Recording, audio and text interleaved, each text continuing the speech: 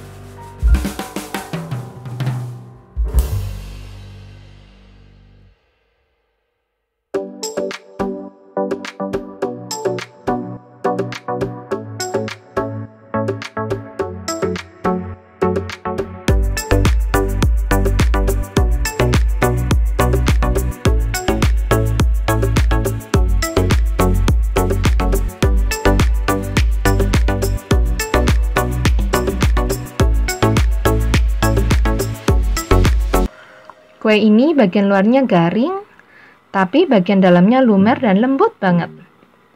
Manisnya pas dan rasa coklat kombinasi tapenya cocok banget, Mams. Yuk langsung dicoba di rumah ya.